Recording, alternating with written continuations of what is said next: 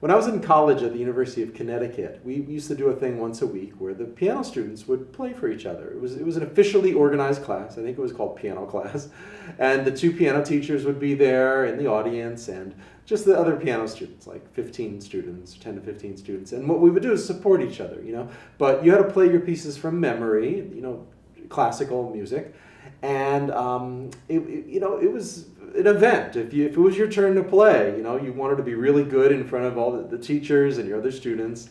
And I remember very vividly once I was playing. I don't remember the exact piece, but it started something like this, with a little flourish, like something like that. And I had memorized this thing, and I practiced it so much I could really play it well. And I get up there, I was really nervous. I think I used to sweat, and maybe my leg used to shake sometimes. And I got up there, and I played it, but I played one note wrong. I think it was even like something like that, or something like that. To me, it sounded totally different. And so I played it. You know, I got used to it, got ready. And I went. And I stopped, and I said, oh, let me start again. I played a wrong note. And I'll never forget it. My piano teacher, Leonard Sieber, wonderful man, he just went, we couldn't tell. And I was shocked. I was shocked. Because I realized that as much as we pianists say we love to play and perform music because of it's exciting or because of the emotional beauty in the music, whatever, our main impulse for playing in public is to get through it without hitting any wrong notes and without making a fool of ourselves for so much, you know, and that it's really holding us back. So I devised, to help you get over this, I devised a very simple exercise that really works. Because, you know, when we play a wrong note, it tends to interrupt the flow, not only of the music. It doesn't have to interrupt the flow of the music, but it does, because it interrupts the flow of our intent. So we're playing a piece of music, and, you know, whatever it is, you know, Mary Had a Little Lamb. And, oops, it interrupts the flow of our thoughts. And then when we stop, it interrupts the flow of the music. So we have to find a way to keep going. And, you know, I even saw this yesterday. I was teaching this woman. She's, I think, 81 or 82 years old. She's playing the Bach Prelude in C. And she came to the part that goes like this. And she played a wrong note, but she went in the middle. She played a major seventh chord instead of a dominant seventh. But I was so impressed because she didn't stop at all. She just went.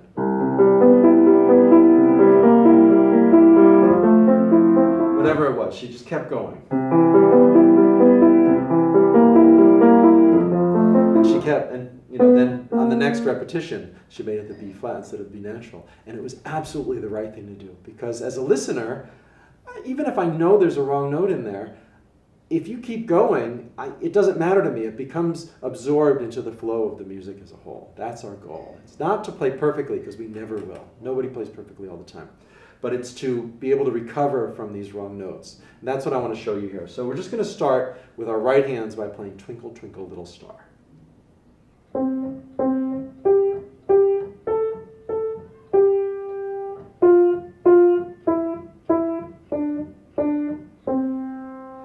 That's all we really need to know to do this exercise. You know, you can figure out the rest like that. But basically, it's the C, C, G, G. And I play the G with my fourth finger, so I can play A with my fifth, and then back to G with the fourth. And then for the last four notes, the F, E, D, C, I go 4, 4. So it's 1, 1, and then fourth finger. And then you move your fourth finger. But you can use any fingers. You can, you know, if you play this with the fifth, just slide up here. That's the point of this, really, to learn how to keep going. If you make either a fingering, I don't even want to call it an error, just you know, oh, I ran out of notes, so I'm just going to move here. It's just to keep the flow going, whether it's with the fingerings or with the note that you don't intend to play. So I'll play it again. And then practice it before going on with the rest of the lesson, so you really get it with a nice flow.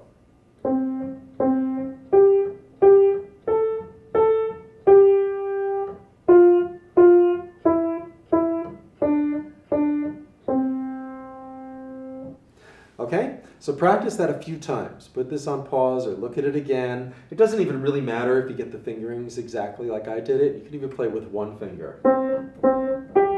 But the idea is to just know the melody fairly well.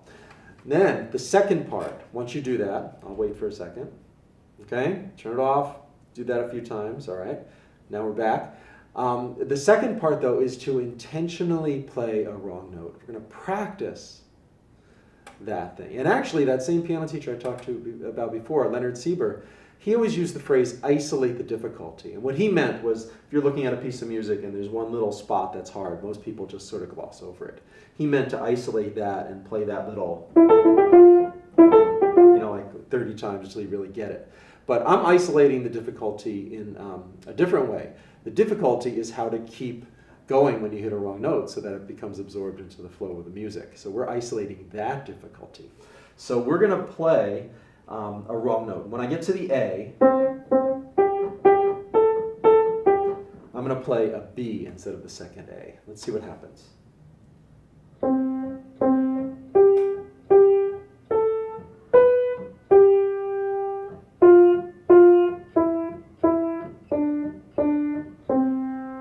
So you see what I did? That was really a wrong note. But as soon as you keep going, the audience accepts it, and we accept it. And the fact is, once you play a wrong note, and we all do, there's nothing you can do to change it. You can't make that work except by doing this, by keeping the flow going and just not letting it get to you. And then it sounds like a nice variation. I mean, that sounds really pretty, right?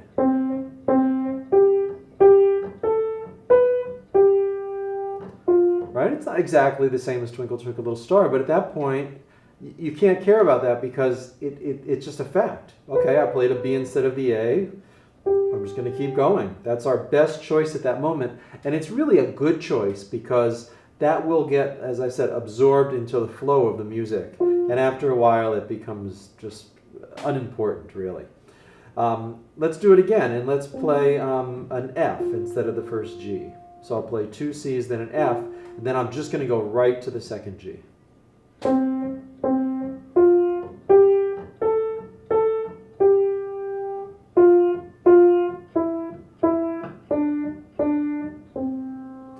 And actually I'm having fun with this because I'm hearing the melody a little different each time too, Let's say instead of the first C, I play a D.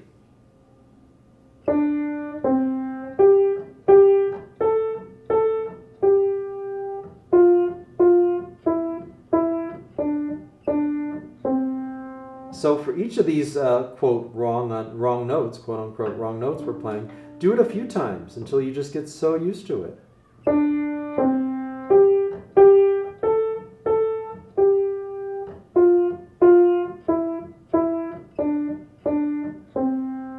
What if I play a B instead of that first C?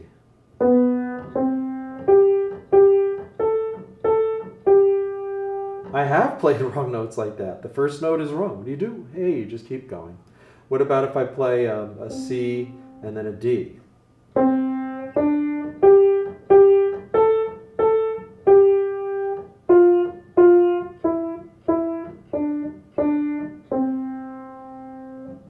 Isn't that amazing? Even a wrong note, first of all, practice that, do that, just like I did. Practice it on that A and in different spots. You can even start with the wrong note.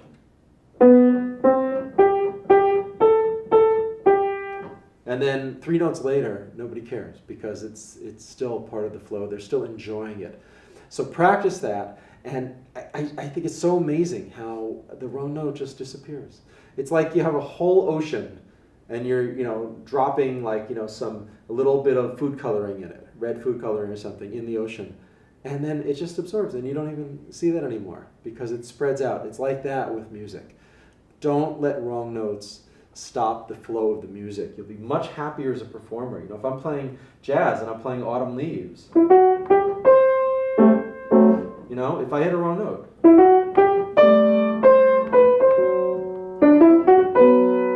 here's another tip. When I was the assistant to Jerry Mulligan, the great jazz baritone sax player, he told me, when you play a wrong note, play it again. So you can't always do that, but when you're improvising, you can. So if I did that, I'll do it again here. And it sounds right. I wouldn't do it necessarily on Twinkle Twinkle Little Star, but that's a good tip when you're improvising or when it's more of a free type of music. Make the mistake again. This is a really great exercise. Take it seriously. Try it on different songs that you know, and gradually it just takes the stress out of performing, because you know that when you make mistakes, because we all do, you'll be able to recover and keep the music flowing and get through it in a great way.